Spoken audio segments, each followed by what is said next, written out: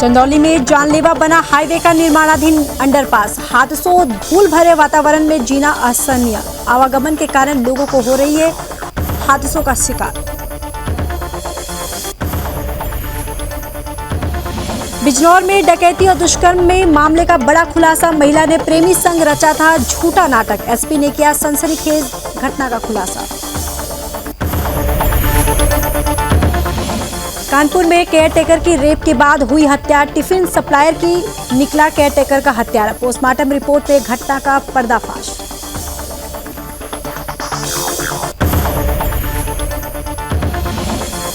स्वामी प्रसाद मौर्य की अभद्र टिप्पणी। सनातियों में आक्रोश। स्वामी प्रसाद मौर्य को इलाज की जरूरत। समय समय पर हिंदुओं की भावनाओं को करते हैं आहत।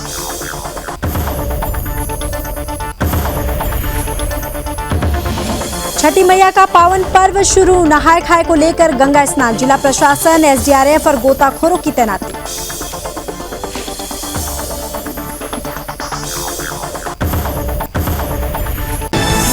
आप देख रहे हैं सुदर्शन न्यूज। नमस्कार, आप देख रहे हैं सुदर्शन न्यूज। मैं हूं आपके साथ ज्योति यादव। बुलेटिन की शुरुआत करेंगे इस वक्त की बड़ी खबर के साथ। खबर यूपी के चंदौली से है, जहां जिला अस्पताल के पास हाईवे पर निर्माणाधीन अंडरपास राहगीरों और स्थानीय लोगों के लिए जानलेवा साबित हो रहा है। बता दें कि धूल दरिस्त वातावरण और एक ही सर्विस लेन पर दोनों तरफ के वाहनों का जो आवागमन के कारण जहां प्राय हादसों के शिकार लोग बन रहे, तो वहीं निर्माणाधीन अंडरपास प्रोजेक्ट के मानक के विपरीत मिट्टी और बालू के उड़ते डस्ट ने स्थानीय लोगों और राहगीरों के नाक में दम कर रखा है।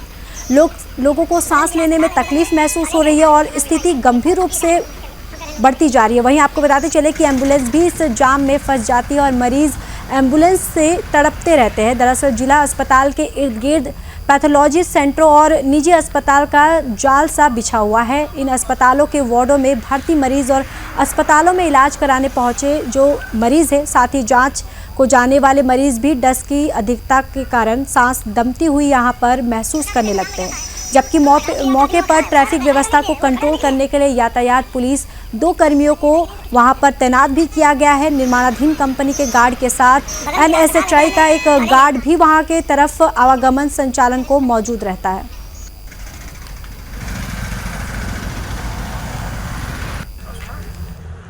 समस्या है कि यहाँ पर सबसे बड़ी जिला अस्पताल ये सामने है, पंडित कमलापति त्रिपाठी के सामने अंडरपास का काम हो रहा है। यहाँ पर पहले 1 वे होना चाहिए सर्विस रोड पे, या 2 वे चलाया जा रहा है। उस पर भी जो रोड का कंस्ट्रक्शन का पानी आ रहा है, तो उसके चलते मतलब एक साइड में पूरा पानी भर जा रहा है, जिससे आने जाने वाले राहगीर गिर जाते हैं। आज सुबह ही एक महिला बच्ची स्कूटी से गिर गई थी।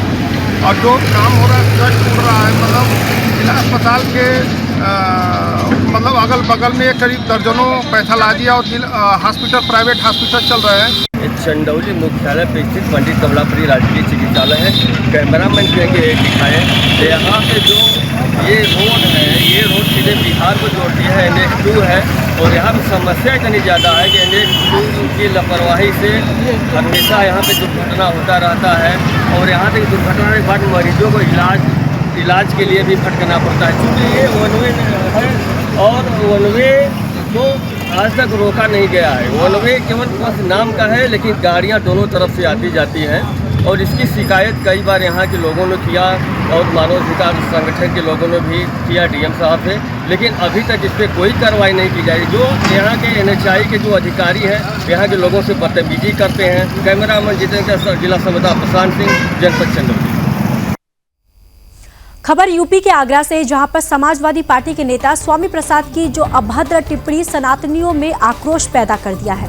यही वजह है कि माता लक्ष्मी पर आपत्तिजनक टिप्पणी करने वाले स्वामी प्रसाद मौर्य को हिंदू महासभा द्वारा कुत्ता बनाया गया। दरअसल आगरा के मानसिक आरोग्यशाला के पास एकत्रित हुए हिंदू महासभा के पदाधिकारियों ने एक श्वान को सांकेतिक तौर पर स्वामी प्रसाद मौर्य का मुखौटा पहनाया और स्वामी प्रसाद मौर्य को मानसिक रूप से विक्षिप्त बताते हुए आवारा और मानसिक रूप से विक्षिप्त पशुओं को पकड़ने वाले निजी वाहन को लेकर लखनऊ के लिए रवाना हुए। वहीं हिंदू महासभा के राष्ट्रीय प्रवक्ता संजय जोट का कहना है कि स्वामी प्रसाद मौर्य को इलाज की जरूरत है।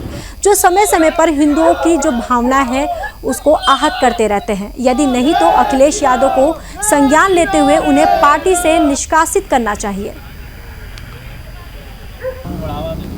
एक ही नारा, एक ही नाम। देखिए जिस प्रकार ये भौंकता है ना, ये देख रहा अभी भौंकेगा ये, ऐसे ही भौंक रहा है वो भी लगातार हिंदू धर्म के बारे में ऐसे ही भौंक रहा है, ऐसे ही भौंक रहा है। ना इसका कोई इलाज है ना उसका कोई इलाज है।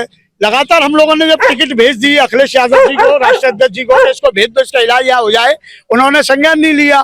क्या अखिलेश यादव जी ने लक्ष्मी की पूजा नहीं करी दीपावली पर? अगर लक्ष्मी जी की पूजा अखिलेश यादव जी द्वारा की गई है तो क्या ये दिखावा है क्या? अगर दिखावा नहीं है, वास्तव में लक्ष्मी को मानते हैं, तो ऐसे जो पागल है, आवारा है, उसको निष्कासित क्यों नहीं करते संगठन से, पार्टी? खबर यूपी के बिजनौर से है, जहां पर नगीना देहात थाना क्षेत्र के एक प्रमुख थोक व्यापारी के घर में घुसे 5 बदमाशों ने खूब तांडव मचाया। अकेली व्यापारी की पत्नी को बंधक बनाकर जलती सिगरेट से दाग कर यातनाएं दी और सामूहिक दुष्कर्म किया और बेहोश पीड़िता को कमरे में बंद कर बदमाश 25 तोले सोने के आभूषण, 2 किलो चांदी और करीब 1.5 लाख रुपए नकदी लूट के भाग गए। वहीं पुलिस ने इस मामले में सनसनीखेज खुलासा किया है। पुलिस ने पूछताछ में सामने आया कि महिला ने अपने प्रेमी संग मिलकर पूरा नाटक रचा था। पुलिस ने आरोपी प्रेमी को गिरफ्तार कर लिया है। दरअसल पूरा मामला रायपुर का है, जहां पर एक पीड़ित महिला ने पुलिस की दी तहरीर में बताया कि दिन दहाड़े लुटेरों ने उसके घर पर लूट को अंजाम दिया, उसके साथ गैंगरेप किया है। वहीं पुलिस ने घटना की गंभीरता से जांच की तो पाया गया कि कुछ समय पहले महिला और उसका आशिक प्रेम प्रसंग उन दोनों का चल रहा था और कर्जे में डूबे थे। प्रेमी ने महिला से अपने घर में डकैती की योजना बनाई। फिलहाल पुलिस ने प्रेमी को गिरफ्तार कर लिया है और आरोपी महिला की तलाश में जुट गई है।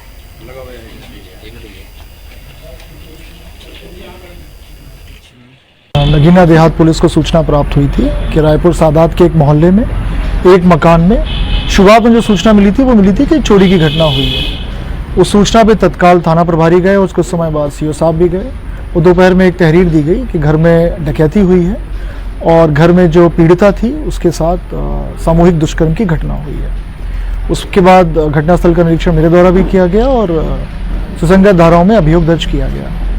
विवेचना के क्रम में कुछ तथ्य प्रकाश में आए हैं कि जो ये पीड़िता है, पीड़िता का पिछले 10-12 साल से एक व्यक्ति जो पीछे मेरे खड़ा है पुष्पिंदर चौधरी, इसके साथ उसके संबंध थे, उसका ये मित्र है और ये फोन पे निरंतर बात करते रहते।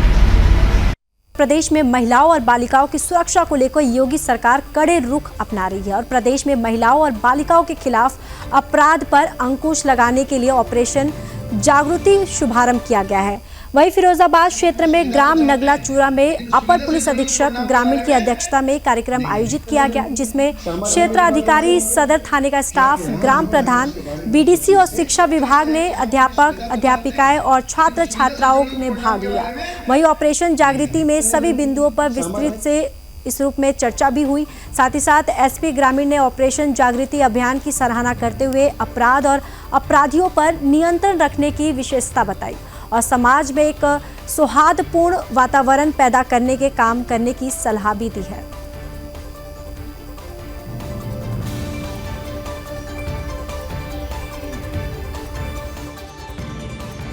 इस पूरे ऑपरेशन जागृति, इस पूरे अभियान का नाम दिया गया है ऑपरेशन जागृति।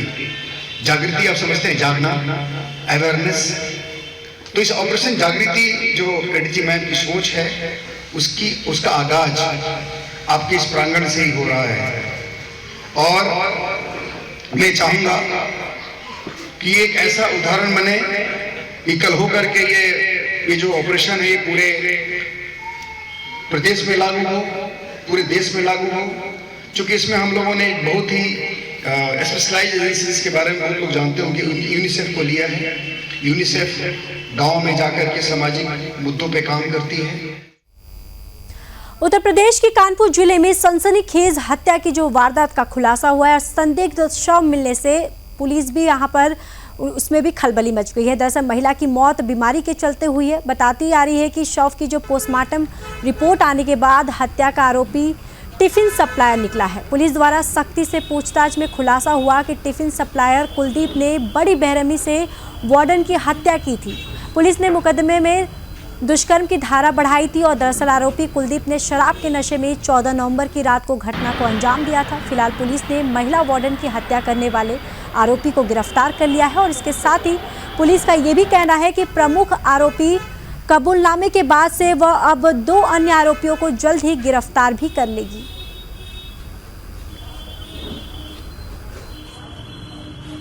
देखिए 13/14 की रात्रि हॉस्पिटल हेलेट से हमें एक सूचना प्राप्त होती है जिसमें एक महिला उसकी संदिग्ध परिस्थितियों में मृत्यु हो चुकी होती है। तो तत्काल पुलिस जो है एक्शन पे आती है, घटनास्थल का मुआयना किया जाता है, उच्च अधिकारियों द्वारा भी वहां पे पहुंच के जो भी चीजें वो देखा गया। उसके बाद परिजनों से वार्ता की गई, उनसे तहरीर पास किया गया। मौत के कारण स्पष्ट नहीं थे। परिजनों के तहरीर के आधार पर 302 में मुकदमा पंजीकृत किया गया था और चूंकि मौत जो है मृत्यु संदिग्ध हालत में थी, इसीलिए पैनल से पोस्टमार्टम करवाया गया। पोस्टमार्टम का रिपोर्ट हमें कल प्राप्त हुआ है। उसके आधार पर 376A धारा की बढ़ोतरी की गई और अग्रिम विवेचनात्मक कार्रवाई की जा रही है। बढ़ते अगली खबर की ओर। खबर यूपी के रामपुर से है, जहां थाना मलिक खानम क्षेत्र में निजी अस्पताल में प्रसव के दौरान इंजेक्शन लगने से प्रसूता थी उसकी मौत हो गई है। महिला की मौत के बाद डॉक्टर और पैरामेडिकल स्टाफ फरार हो गया है और वहीं आक्रोशित परिजनों ने हंगामा शुरू कर दिया है। सूचना मिलने पर पुलिस भी मौके पर पहुंची और स्वास्थ्य विभाग ने अस्पताल को फिलहाल सील कर दिया है। परिजनों का आरोप है कि प्रसूता की हालत इंजेक्शन लगाने से बिगड़ी, जिसके बाद हालत इतनी बिगड़ गई कि महिला की मौके पर ही मौत हो गई।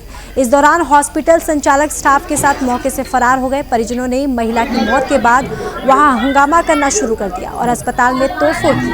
फिलहाल CHC स्वार में पहुंची है और स्वास्थ्य विभाग की टीम ने अस्पताल को सील कर दिया है और अस्पताल की जांच के बाद स्वास्थ्य विभाग उचित कार्रवाई की बात भी कर रहा है।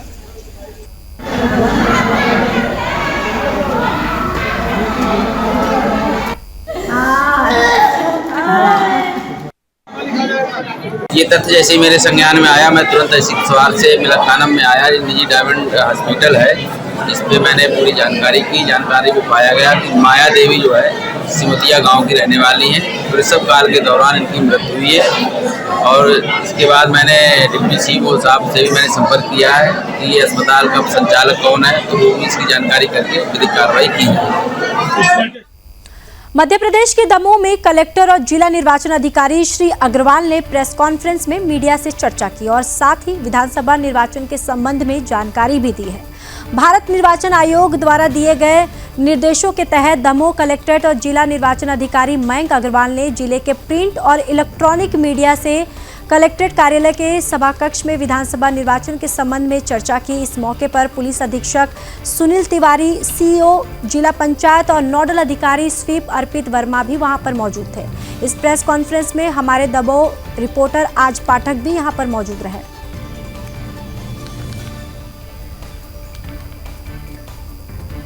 तो बताते चले कि कलेक्ट्रेट और जिला निर्वाचन अधिकारी श्री अग्रवाल ने यहां पर प्रेस कॉन्फ्रेंस की है, जहां पर मीडिया के सभी यहां पर रिपोर्टर्स मौजूद थे। प्रिंट मीडिया हो या चाहे इलेक्ट्रॉनिक मीडिया हो, सभी रिपोर्टर्स यहां पे मौजूद थे। दरअसल भारत निर्वाचन आयोग द्वारा दिए गए निर्देशों के तहत दमोह कलेक्टर जिला निर्वाचन अधिकारी मयंक अग्रवाल ने जिले के प्रिंट और इलेक्ट्रॉनिक मीडिया कर्मियों से यहां पर बातचीत की है। फिलहाल इस बुलेटिन में इतना ही। बाकी देश और दुनिया की खबरों के लिए देखते रहिए सुदर्शन न्यूज। जय हिंद।